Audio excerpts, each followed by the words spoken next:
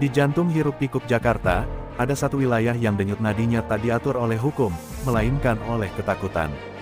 Tanah Abang, pasar tekstil terbesar se-Asia Tenggara, menjadi kerajaan bayangan bagi satu nama yang bergema di lorong-lorong gelap dan ruang transaksi gelap, Hercules Rosario Marsal. Ia bukan sekadar preman, ia legenda. Lelaki bertubuh kekar dengan satu mata tajam menyala itu berjalan seperti raja tanpa mahkota. Siapapun yang menatapnya lebih dari 3 detik, paham satu hal, ia bisa menentukan hidup mati seseorang tanpa harus bicara keras.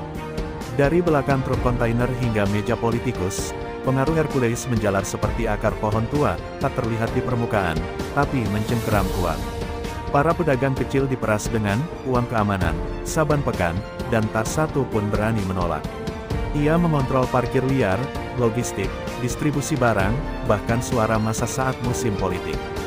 Semua berjalan mulus karena ada pelindung dari balik layar, oknum aparat, pengusaha, dan elit politik yang menikmati keuntungan dari stabilitas yang ditawarkan si preman besar ini. Namun, stabilitas itu dibangun di atas rasa takut. Di sudut-sudut gelap kios, bisik-bisik tentang kekerasan yang tak pernah dilaporkan merambat cepat. Orang hilang tanpa jejak, pemuda yang melawan tak kembali. Seorang ibu penjual mukena menangis di bawah jembatan karena anak lelakinya dipukuli hanya karena menolak setor. Tapi siapa peduli, selama barang tetap lancar dan uang terus mengalir, Jakarta diam. Di balik kegemilangan pasar yang tak pernah tidur, Hercules memerintah seperti kaisar jalanan. Ia tak butuh jabatan resmi, karena setiap teriakan namanya sudah cukup membuat kerumunan membelah jalan. Ia biasa duduk di atas kursi plastik merah di sebuah warung kopi tua, dikelilingi anak buah dengan tubuh penuh tato. Saat ia berbicara, mereka diam. Saat ia marah, mereka bergerak. Satu gerakan tangan saja, dan puluhan orang bisa mengacaukan pasar dalam hitungan menit. Namun, di tengah kejayaan itu, Hercules tak menyadari satu hal, bahwa kekuasaan yang dibangun dengan ketakutan hanya butuh satu orang berani untuk mulai runtuh. Dan orang itu sedang mengamatinya dari kejauhan, menyusun langkah demi langkah. Sebab langit Tanah Abang yang gelap akan segera diguncang oleh badai yang lebih besar dari semua preman yang pernah ia taklukkan. Badai itu bernama Prabowo. Sinar matahari pagi menembus jendela ruang kerja Menteri Pertahanan, namun keteduhan ruangan itu tak mampu menenangkan amarah yang tersimpan di balik tatapan tajam Prabowo Subianto. Di tangannya, selembar laporan intelijen yang baru saja diterima, daftar panjang aksi kekerasan, pemalakan, dan dominasi premanisme yang menggenggam Tanah Abang. Nama Hercules muncul berkali-kali, dengan catatan keterlibatan dalam jaringan kekuatan gelap yang menyusup hingga ke jantung kekuasaan. Prabowo tak menggertak dengan pidato, ia bekerja dalam diam, seperti serigala yang mengintai dari balik bayangan. Sebagai mantan Jenderal Kopassus, Prabowo mengenal baik wajah kekacauan.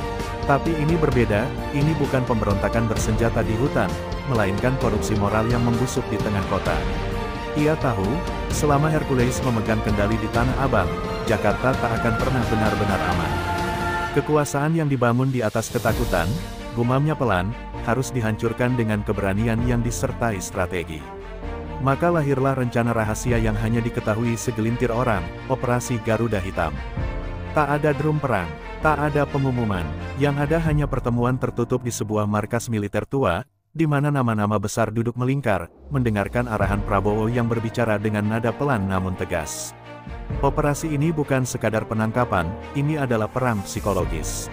Tujuan utamanya, mematahkan mitos kekebalan Hercules dan memecah loyalitas para tangan kanannya.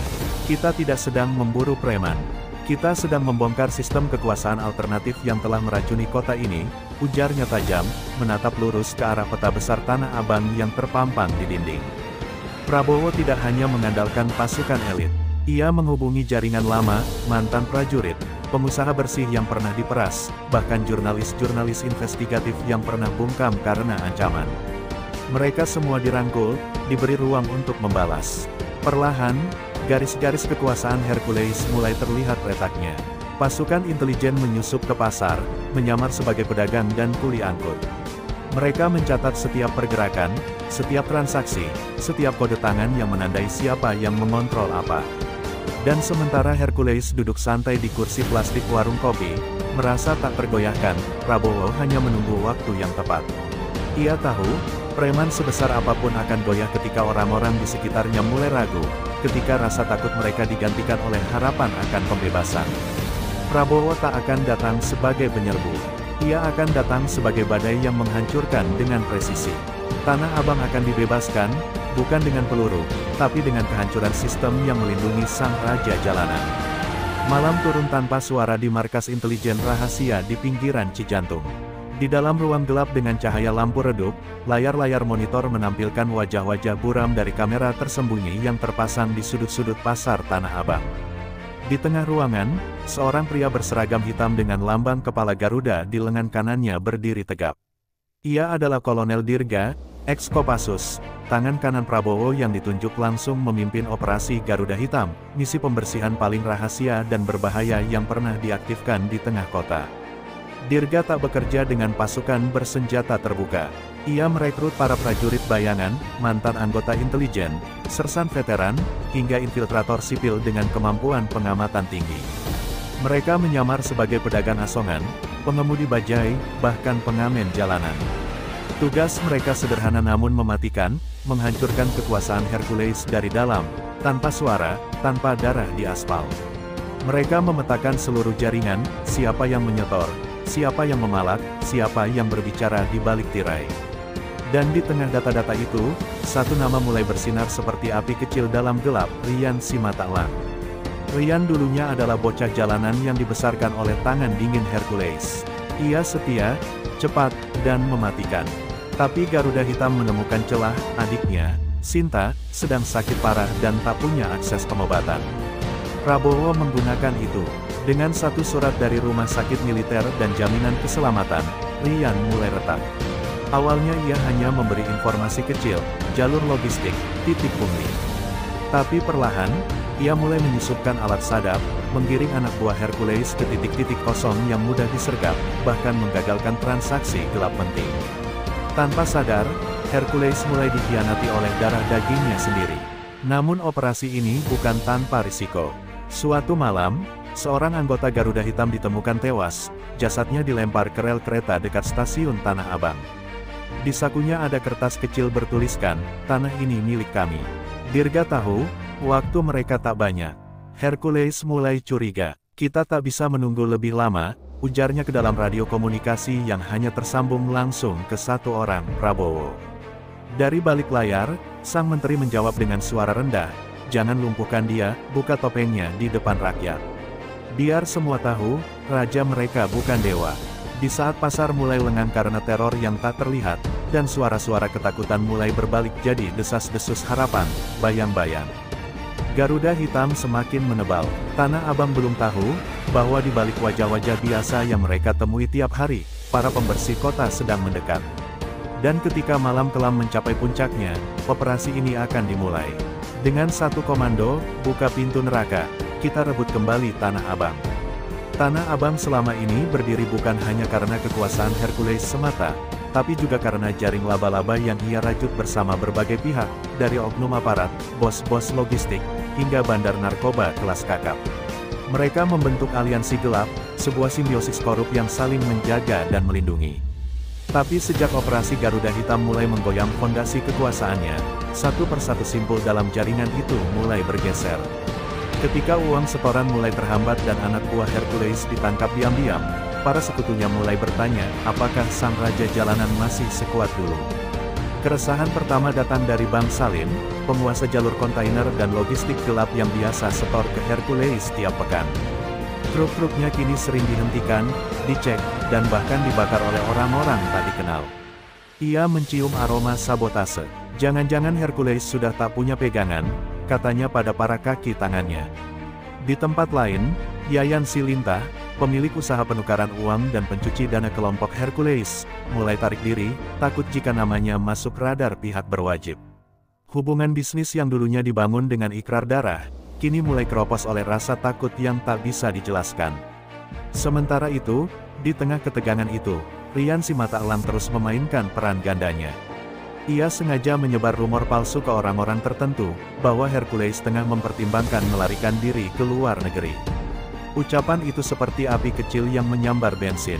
Sekutu-sekutu lama mulai saling curiga, takut ditinggal dan dijadikan tumbal. Yang dulunya bersulam bersama di meja warung kopi, kini saling tatap penuh curiga dan siaga. Satu kesalahan kecil bisa jadi peluru di dahi. Kekuasaan Hercules tidak lagi dipertanyakan, tapi perlahan ditinggalkan. Hercules sendiri mulai merasakan perubahan. Tak ada lagi telepon dari pejabat yang dulu cepat menjawab. Uang mengalir lebih lambat, bahkan anak buahnya, yang dulu menyembah, kini mulai membantah. Ia menggebrak meja di markasnya, mata satu itu menyala seperti bara api. "Ada tikus di antara kita," teriaknya, menghantamkan botol ke dinding. Tapi teriakan itu hanya membesarkan ketakutan di antara anak buahnya, takut bukan pada musuh di luar, melainkan pengkhianat yang menyamar di dalam. Dan di balik layar, Prabowo tersenyum tipis. Rencana berjalan sempurna. Ia tahu, dalam medan perang psikologis, menghancurkan kepercayaan adalah senjata paling mematikan. Tanpa perlu menembakkan satu peluru pun, aliansi gelap mulai hancur oleh ketakutan mereka sendiri. Sementara Hercules terus mencoba mempertahankan tahtanya, tanah di bawahnya mulai retak, sedikit demi sedikit, menunggu waktu untuk runtuh seluruhnya. Langit Tanah Abang mendung ketika Ryan menatap markas Hercules dari atas gedung kosong, tangan kanannya menggenggam erat mikrofon kecil yang tertanam di balik kerah bajunya. Dadanya sesak oleh rasa bersalah yang menumpuk setiap malam. Hercules bukan hanya bos, dia adalah ayah angkat, penyelamat jalanan, pemberi makan saat semua orang menutup pintu. Tapi dunia berubah. Sinta, adiknya, terbaring di ranjang rumah sakit militer berkat tangan Prabowo. Dan sekarang, Ryan berdiri di dua dunia, kesetiaan berdarah, dan janji masa depan yang bersih. Target mulai curiga. Hari ini dia kumpulkan semua orang, suara Kolonel Dirga terdengar dari alat komunikasi di telinga Ryan. Tapi sebelum ia sempat menjawab, pintu belakang markas terbuka. Hercules masuk, wajahnya lebih dingin dari biasanya. Ia memerintahkan semua anak buah berkumpul. Tanpa peringatan, dua dari mereka diseret ke depan dan dipukuli habis-habisan, tuduhan pengkhianatan. Darah mengalir di lantai, dan Ryan nyaris muntah menahan gejolak di dadanya. Ia tahu, jika salah satu dari dua orang itu bicara nama yang salah, kematian menantinya hanya dalam hitungan detik. Namun nasib berpihak padanya, untuk saat ini. Hercules tak menemukan apapun, dan melepaskan kedua korban dengan tubuh remuk dan ancaman mengerikan. Ryan melangkah mundur pelan, menyembunyikan wajah yang mulai pucat. Di balik kantong celananya, sebuah flashdisk kecil berisi rekaman transaksi uang haram dan pertemuan rahasia Hercules dengan oknum aparat kini siap dikirim ke pusat data Garuda Hitam. Malam itu juga, Ryan melintasi lorong gelap yang dulu ia jaga sebagai pengawas, kini sebagai mata-mata. Setiap langkahnya seperti menghitung waktu menuju kematian. Ia tahu, sekali ketahuan, tubuhnya tak akan ditemukan utuh. Di sisi lain kota, Prabowo menerima data itu dalam diam. Tangannya gemetar, bukan karena takut, tapi karena tahu bahwa semua ini bukan lagi tentang strategi, tapi tentang mengorbankan satu anak jalanan demi membebaskan ribuan lainnya. Ia memberi kode ke Kolonel Dirga, mulai babak akhir. Tapi lindungi Ryan, ia kunci sejarah ini. Perintah itu disambut anggukan berat. Mereka tahu, menyelamatkan sang pengkhianat dari markas Hercules bukan pekerjaan sederhana, itu adalah misi bunuh diri. Dan saat malam menutup Tanah Abang dengan keheningan yang tak biasa, Ryan kembali ke markas, menyamar seperti biasa. Tapi malam itu berbeda. Hercules tak bicara banyak, ia hanya menatap tajam, dan berkata pelan, "Besok, kita bersih-bersih. Semua tikus harus keluar dari lubang." Ryan tak berkedip. Dalam hatinya, ia tahu, waktunya hampir habis. Tapi sebelum itu terjadi, satu kebenaran harus keluar ke permukaan. Dan jika ia harus mati, maka ia akan mati sebagai pahlawan yang mengkhianati kejahatan, bukan sahabat yang tunduk pada ketakutan. Hujan turun deras ketika jam menunjukkan pukul 2 dini hari. Di tengah deru guntur yang menggelegar, belasan mobil taktis tanpa tanda pengenal bergerak membelah jalanan Jakarta menuju Tanah Abang. Di dalamnya, pasukan elit Garuda Hitam bersenjata lengkap, wajah mereka tertutup topeng gelap, mata mereka dingin dan fokus. Operasi final dimulai. Kolonel Dirga memimpin dari barisan depan, memantau komunikasi yang terus-menerus berdengung di telinganya. Target, markas utama Hercules, gudang tua di balik pasar tekstil yang kini menjadi benteng terakhir sang raja jalanan. Sementara itu, di dalam markas, Ryan tak tidur semalaman. Ia tahu hari ini akan jadi akhir dari segalanya, entah kemenangan atau ajal. Sinyal dari alat pelacak di sakunya telah diaktifkan sejak 2 jam lalu. Ia pura-pura berjaga di pintu belakang, tapi matanya terus memantau gerak-gerik Hercules, yang tampak gelisah meski tak berkata apa-apa. Bau alkohol bercampur keringat pengkhianatan memenuhi ruangan. Tiba-tiba, sebuah suara muncul dari walkie-talkie di pinggang Ryan, satu bisikan saja, 3 menit. Saat waktu semakin dekat, Hercules mengumpulkan 5 orang kepercayaannya dan mengunci pintu utama. Ia berdiri di tengah ruangan, menyusun strategi bertahan hidup. Tapi terlambat, ledakan keras mengguncang tembok belakang gudang. Asap memenuhi ruangan, diikuti bayangan hitam yang masuk seperti malaikat maut. Garuda hitam menyerbu dalam formasi sempurna, menyisir setiap sudut, menghentikan setiap gerakan tanpa ragu. Teriakan, dentingan senjata, dan suara tembakan ke udara memecah malam yang mencekam. Tanpa korban sipil, tanpa kekacauan di luar tembok, semua berlangsung secepat kilat. Hercules mengamuk. Ia mengangkat senapan laras pendek dan mencoba melawan, tapi tembakan peringatan di lutut membuatnya roboh. Darah mengalir, tapi ia masih hidup. Saat asap mulai menghilang, Kolonel Dirga maju perlahan dan berdiri tepat di depan raksasa jalanan itu. Permainan sudah selesai, ujarnya dingin. Hercules mendesis penuh benci, kalian pikir Jakarta akan bersih tanpaku. Tapi Dirga hanya menatapnya dengan tatapan kosong dan menoleh ke arah Ryan, yang kini berdiri di sampingnya, menatap lelaki yang dulu ia anggap sebagai pahlawan. Kami tidak membersihkan Jakarta dari satu orang, kata Dirga, kami membersihkan dari asterisk rasa takut yang kau tebarkan. Malam itu, Hercules ditangkap hidup-hidup. Diseret keluar oleh pasukan khusus, wajahnya dipampang di depan kamera yang sudah siap merekam. Video itu disebar ke seluruh jaringan bawah tanah Jakarta, sang legenda jalanan ditangkap tanpa perlawanan berarti. Dan bagi rakyat kecil Tanah Abang, saat fajar menyingsing dan hujan reda, mereka keluar dari rumah, menatap langit yang kini terasa lebih ringan. Mereka tak tahu siapa yang menyelamatkan mereka malam itu. Tapi satu hal pasti, kekuasaan gelap itu telah runtuh, dan era baru tengah dimulai. Pagi itu, Istana Merdeka terasa lebih senyap dari biasanya. Di ruang kerjanya yang sunyi, Presiden duduk menatap layar tablet yang menampilkan rekaman penangkapan Hercules. Gambar pria bertubuh kekar yang dulu disegani itu kini berubah menjadi sosok lunglai, diborgol dan ditundukkan. Tak ada sorak-sorai kemenangan. Yang ada hanya hening panjang. Di sudut ruangan, Prabowo berdiri tegak, tak bicara sepatah kata pun, hanya menatap lurus layar itu dengan wajah dingin, seolah telah meramalkan semua ini sejak lama. Apakah ini sudah beres? Tanya Presiden pelan, suaranya berat. Prabowo menoleh, menatap mata pemimpin negara itu dengan tenang. Bukan beres, tapi dimulai.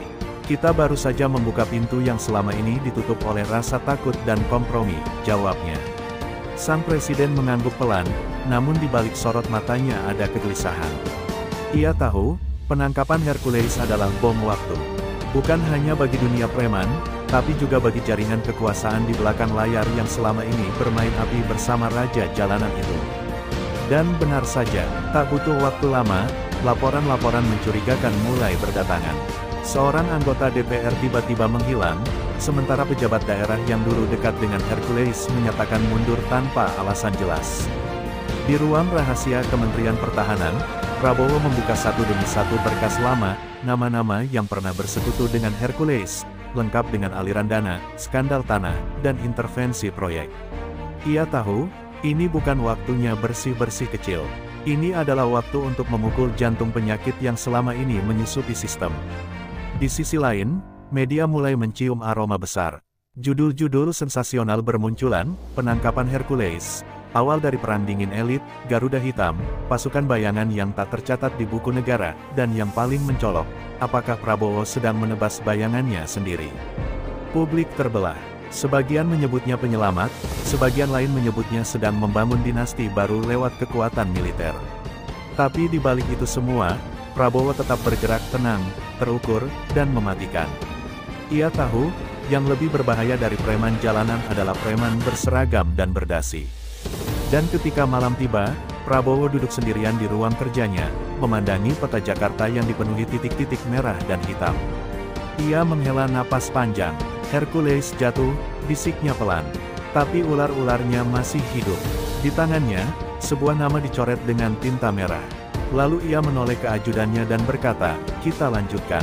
Target berikutnya, mereka yang menyembunyikan kepala di balik meja kekuasaan." Maka, perang belum berakhir. Ia baru saja naik ke tingkat yang lebih tinggi, perang melawan para penguasa bayangan.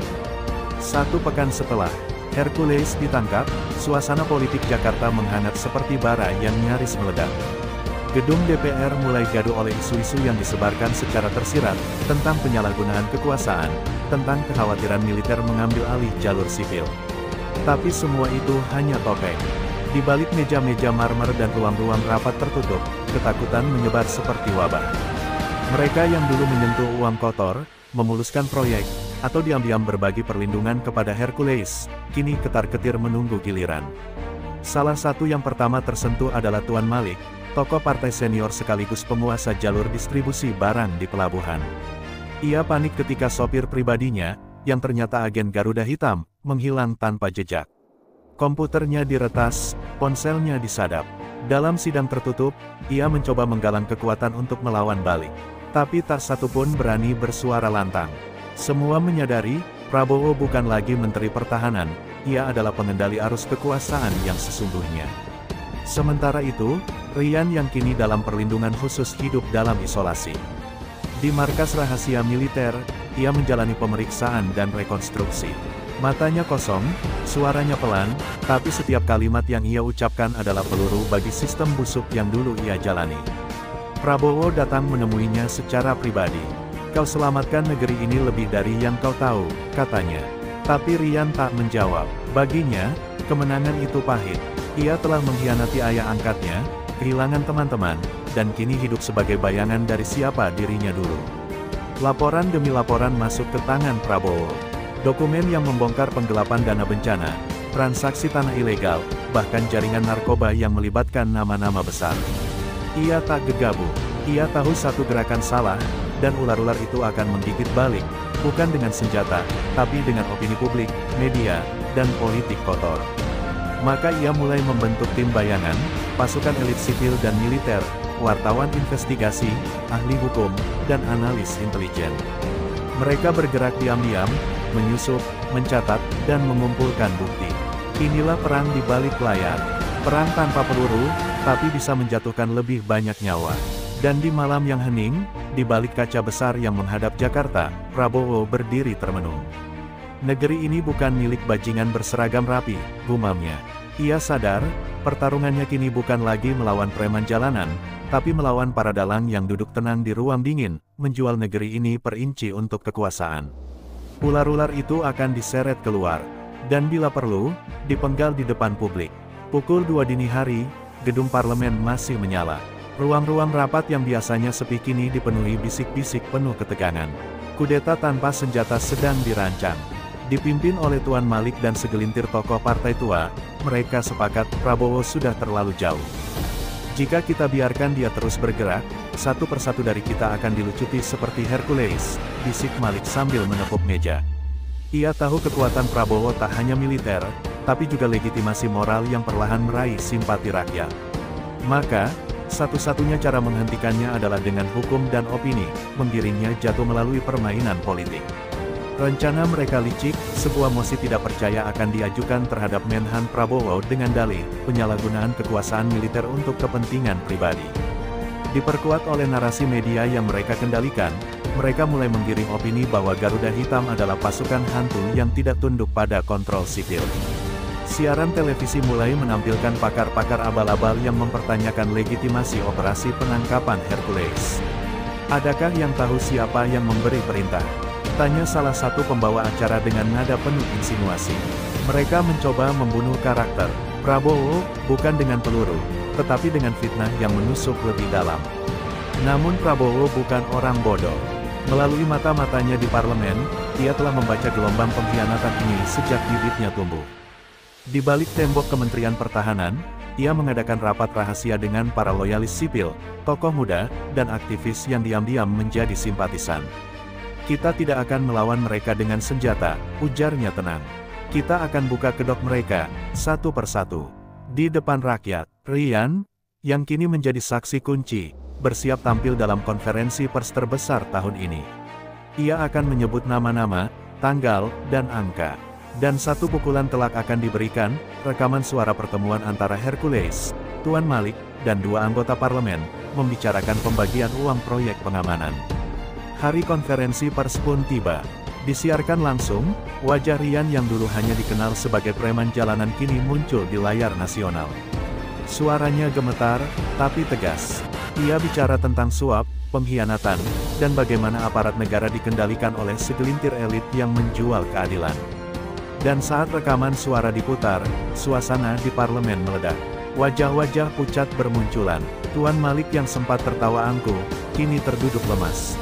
Publik murka, rakyat turun ke jalan, poster-poster bertuliskan, "Bersihkan parlemen," memenuhi media sosial. Serangan balik Prabowo berhasil, ia tak hanya menang, tapi mengubah permainan. Malam itu, untuk pertama kalinya, Prabowo tersenyum. Bukan senyum kemenangan, tapi senyum pahit seorang prajurit yang lelah berperang tanpa peluru.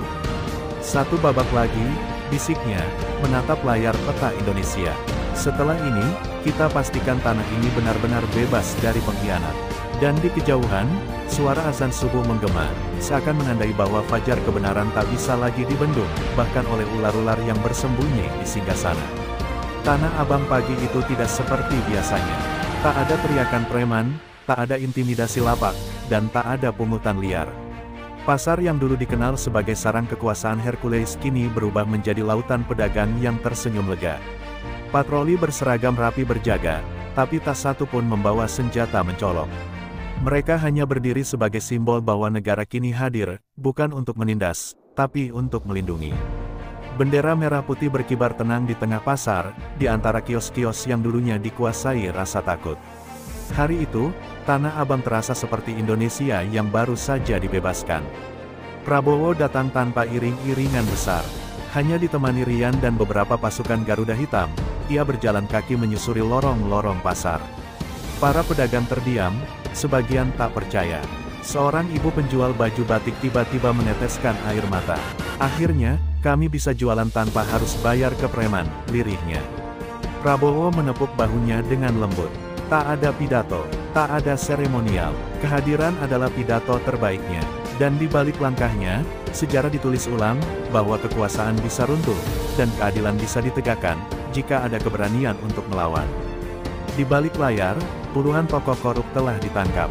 Nama-nama besar yang dulu duduk di singgasana kini meringkuk di sel yang sama. Sebagian berusaha melarikan diri ke luar negeri, tapi dicegat. Negara bergerak dengan kecepatan yang belum pernah terlihat sebelumnya. Sistem diperbaiki, hukum ditegakkan, dan generasi muda mulai diberi ruang untuk memimpin. Rian, sang mantan preman, ditawari jabatan, tapi ia menolak. "Biarkan saya kembali ke pasar, hidup tenang, bantu jaga dari bawah." Prabowo hanya mengangguk, karena ia tahu, pahlawan sejati tak selalu ingin berada di atas panggung. Malam harinya, Jakarta sunyi. Tapi bukan sunyi ketakutan, melainkan sunyi kedamaian. Di kantor kecilnya, Prabowo menuliskan satu kalimat dalam buku. Catatan, "Tak perlu jadi raja jika kau bisa menjadi penjaga." Ia lalu menutup bukunya, berdiri, dan menatap ibu kota dari balik jendela. Fajar telah menyingsing, perjalanan panjang penuh darah, pengkhianatan, dan keberanian telah sampai pada ujungnya. Tapi ia tahu, tantangan tak akan pernah habis. Yang penting, sekarang rakyat tahu, Tanah Abang telah bebas, Jakarta telah bangkit, Indonesia sedang diluruskan, dan ketika azan subuh kembali menggema dari masjid tua di pojok Tanah Abang, dunia seakan berhenti sejenak. Dalam gema itu, tertanam harapan baru, bahwa selama masih ada yang berani berdiri melawan tirani, Indonesia tak akan pernah benar-benar jatuh.